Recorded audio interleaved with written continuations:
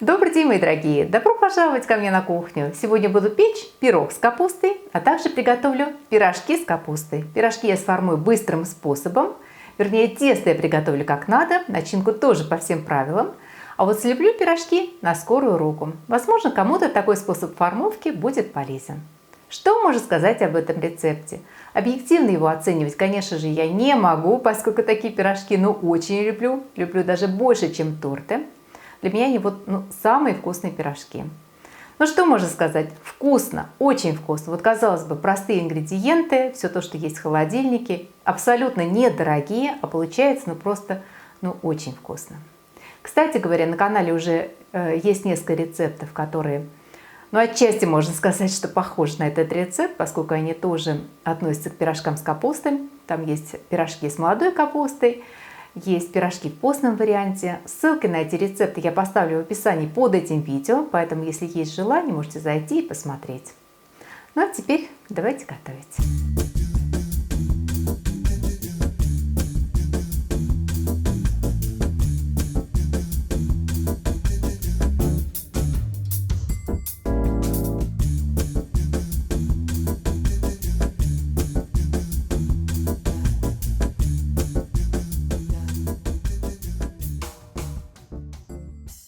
Для теста нам понадобится 700 грамм муки, по 150 миллилитров молока и воды, 70 грамм сливочного масла, 30 грамм растительного, 2 средних куриных яйца, 40 грамм сахара, неполная чайная ложка соли и 8 грамм моментальных или инстантных дрожжей.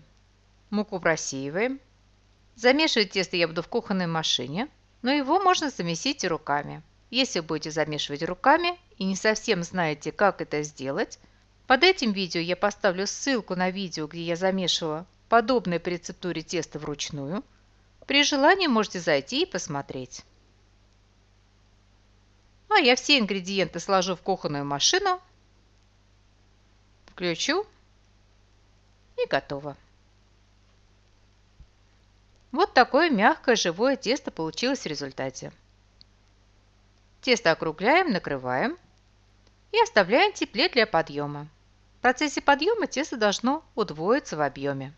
Обычно на подъем теста уходит около 1,5 часов. Пока тесто подходит, мы успеем приготовить начинку. Я буду готовить сразу много начинки, поскольку люблю, когда в пироге и в пирожках начинки много, но при желании вы можете приготовить ее меньше. Для начинки я возьму небольшой вилок капусты, вес вилка около 1,5 килограммов, и мелко нашинкую. Подготовленную капусту залью крутым кипятком и оставлю минут на 30-40, чтобы вода подостыла, стала теплой и не обжигала руки. А затем капусту отожму. Обычно я отжимаю руками вот таким образом. Сильно досуха не отжимаю, чтобы небольшое количество влаги осталось. Также для начинки я возьму 2-3 средние луковицы. Как вариант, начинку можно готовить и без лука. Но мне с луком капустная начинка нравится больше. Лук мелко нарубаем. На сковородке разогреваем немного растительного масла. Выкладываем лук и обжариваем пару минут до прозрачности. Как вариант, лук можно зажарить до легкой золотинки. Но мне с таким зажаренным луком начинка нравится меньше, поэтому я, как правило, лук не зажариваю. В капустную начинку я, как правило, добавляю еще и хороший кусочек сливочного масла. Сейчас я положила кусочек весом примерно грамм 40-50, ну и в конце в начинку тоже положу такой же кусочек. Выкладываем капусту, подсаливаем. И далее возможны варианты. Если вы любите, чтобы капуста была очень мягкой, то вы можете в сковородку добавить немного воды, накрыть капусту крышкой и тушить ее до желаемой мягкости. Если нравится, чтобы капуста была упругой, не очень мягкой, то капусту можно не протушивать. Можно просто вот таким образом капусту прогреть. Снимаем капусту с огня и даем полностью остыть. В остывшую капусту можно добавить рубленые куриные яйца. Количество яиц на ваше усмотрение. Добавлять куриные яйца или нет, также на ваше усмотрение. Я на такое количество капусты добавила 5 средних куриных яиц. Я их предварительно сварила вкрутую, дала остыть и затем нарубила кубиком. Подошедшее тесто, если вы располагаете временем, можно обмять и дать ему подняться во второй раз. Если времени нет, то после того, как тесто подойдет, его можно разделывать. Формовать пирог я буду в крышке из-под утятницы, поскольку планирую подавать на вот такой очень красивой, стильной деревянной сервировочной доске. Доска эта из набора, в наборе еще большая доска, которую можно использовать как сервировочную, как разделочную. И две вот такие милые дощечки. Все доски дубовые ручной работы. Под видео поставлю ссылку на интернет-магазин, где можно купить такие доски. Там, кстати говоря, есть еще и другие доски. Можете посмотреть, может быть, что-то понравится. Также под видео напишу и промокод, по которому в этом магазине можно получить 15% скидку. Я тесто разделю примерно пополам. Из половины теста я приготовлю пирог, а половину использую для приготовления пирожков. Для пирога я разделю тесто примерно пополам. Каждый кусочек теста округлю. Для этого буду собирать края теста к центру, чтобы в результате получился вот такой гладкий шарик.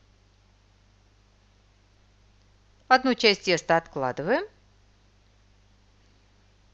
а вторую часть теста раскатываем. Форму я смазала сливочным маслом и просыпала мукой. Выстилаем форму раскатным тестом и заполняем капустной начинкой. Повторюсь еще раз, что мне нравится, когда начинки много, поэтому я кладу ее много. Но при желании вы можете положить начинки меньше. Раскатываем вторую часть теста. Выкладываем сверху. Все лишнее тесто я срежу. Мне удобно сделать это кулинарными ножницами. Можно прокатать тесто скалкой. А затем форму переверну. Аккуратно достану сформованный пирог. Краешки теста подогну под пирог, чтобы пирог был ровным. И аккуратно переложу пирог обратно в форму. Но на этот раз уже другой стороной кверху. Пирог накрываем и оставляем для расстойки. В процессе расстойки тесто у нас должно еще раз подойти. Оставшиеся обрезки теста я тонко раскатаю и буду использовать для украшения пирога. Формочками из раскатанного теста нарежу кружочки и вот таким образом их надсеку, чтобы получились цветочки. Формой для мастики вырежу бабочек.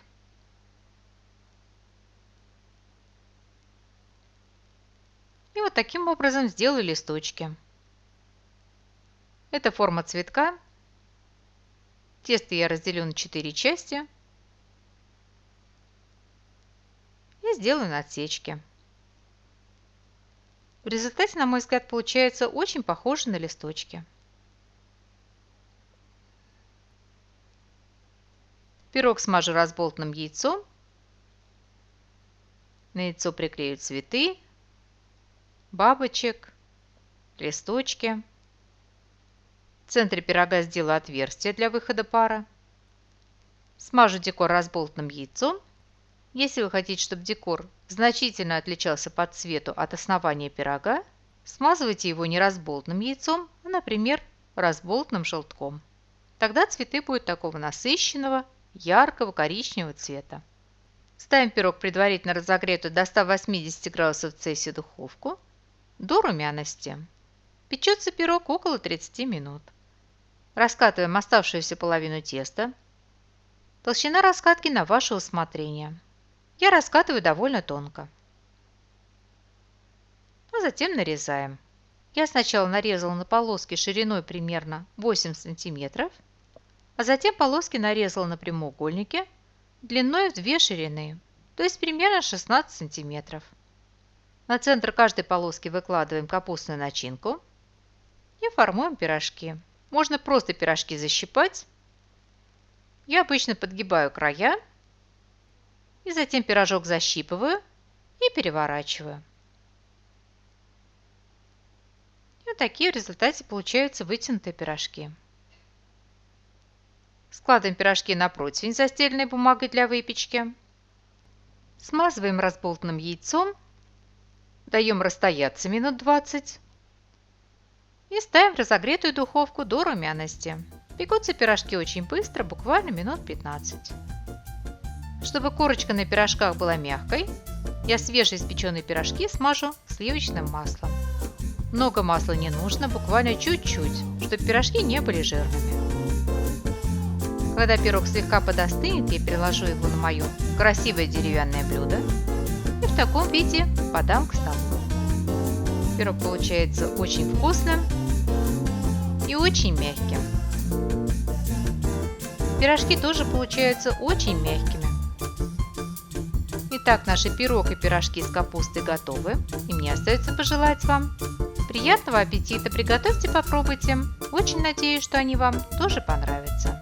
Спасибо, что были со мной, смотрели видео, и всего вам самого-самого доброго. До новых встреч, до новых видео.